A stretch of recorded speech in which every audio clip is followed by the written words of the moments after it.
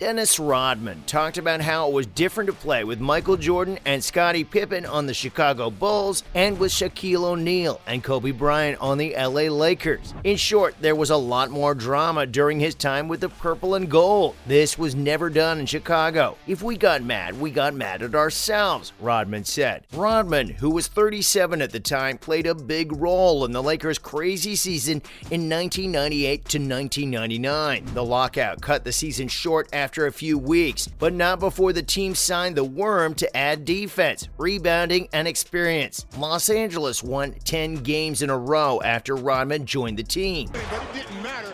The Lakers get the ball, Shaq get the pass from Dennis. Nice read by Dennis right away. Gets an assist. But things got very bad very quickly. People started to say that Rodman always went to parties and was always late to practice, sometimes without shoes or socks. The Lakers let Rodman go just 7 weeks after signing him. In the end, the Spurs beat the Lakers 3-0 in the second round of the 1999 NBA playoffs.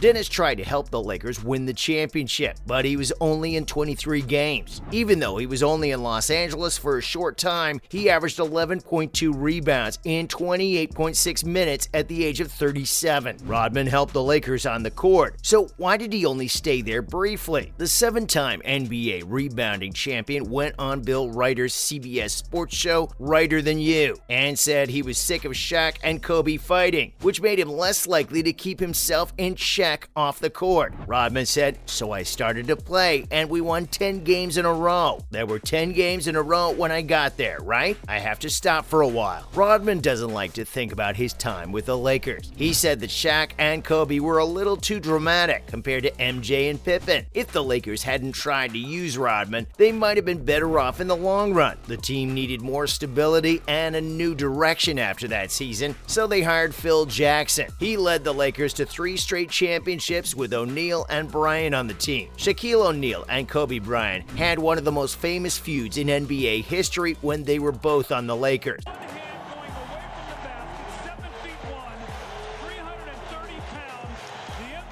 Even though they were able to make up before Bryant's untimely death in a helicopter crash in 2020, O'Neal says he has a lot of regrets about how long he let the tension between them last. "You put off getting in touch," O'Neal told People magazine. "I'll never ever see Kobe in person again. I should have called instead. He ought to have called. Both of us should have made the call. But we both work, so we just say, 'I'll see you when I see you.'" On the court, O'Neal and Bryant were a tough duo that helped the Lakers win 3 championships in a row from 2000 to 2002. Kobe with his 5th field goal. He has 12 points in the Lakers 13. Anthony Johnson has come on. He's playing the point. At the time, 2 of the best players in the league were on Phil Jackson's Lakers. They were going to be one of the best teams in sports history. Jackson said that Kobe and Shaq's childish fight was the reason why Shaq asked to be traded and the Lakers broke up in 2004. That year, O'Neal was traded to the Heat and both players had success before their NBA careers ended.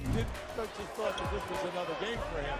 He is splitting the double teams, working the offensive glass. Back to the main issue, Scottie's Bulls and Shaq's Lakers. There's no doubt that the 1995 to 1996 Chicago Bulls went 72-10, making them the best single-season team in NBA history. You be the referee in this. Just watch how high up Pippen gets on this side. Now remember, Charles Smith is a shot blocker. However, it's not clear which franchise has the best all-time team. Shaquille O'Neal played in the NBA for 6 different teams, but the Los Angeles Lakers were his best team. Shaq is just one of many legendary players who have won purple and gold for the Lakers. This makes their all-time team very strong and deep. Oh, big fella, don't do him like that. Earlier in 2015, O'Neal started an interesting debate when he said on Instagram that the all-time Lakers team would beat the best 5 Bulls players by 50 points. In other words, even with Jordan, Shaq doesn't think the Bulls would have a chance. Pippen responded to the Big Diesel's comments with a throwback picture of himself and Michael Jordan. He said, "We won 6 championships together, which is twice as many as you said you won in LA. There have been shots fired." And O'Neal responded to those shots with a flamethrower. flamethrower, roasting Pippen for being Jordan's sidekick. Shaq's words must have reached Pippen because he called O'Neal a side piece in response. Shaq kept the fight going by calling Pippen Mr. Second Fiddle. Again, Pippen let his rings speak for themselves. Who wins, the Bulls or the Lakers? Also, if not one of these teams, what team has the best team of all time?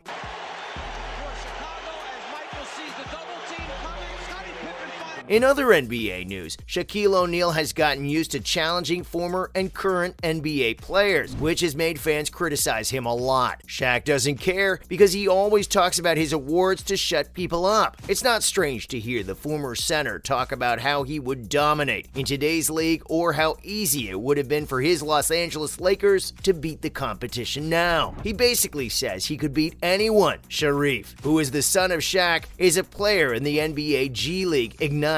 Question of can he lock in on defense? Finding O'Neal cutting again. He keeps trying to get better so he can play in the NBA. During the 2022 Summer League, the player spent a short time with the Los Angeles Lakers. He is now with a different team, but O'Neal has always shown that he has faith in the young player. Thank you, Chris, and that was Sharif O'Neal checking into the game and immediately scoring.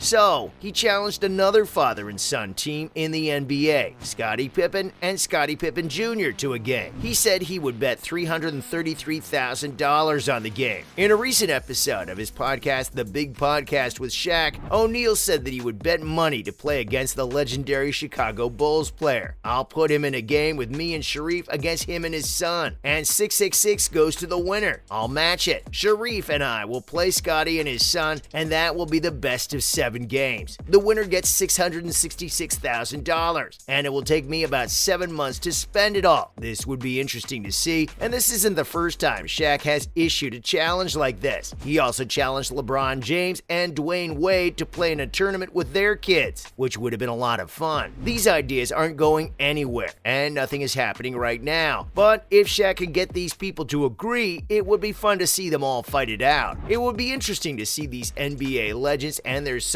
play in a tournament together. In conclusion, the debate over whether Scottie Pippen and Michael Jordan were better than Shaquille O'Neal and Kobe Bryant is a difficult one to settle. While the latter pair was certainly a dominant force in the early 2000s,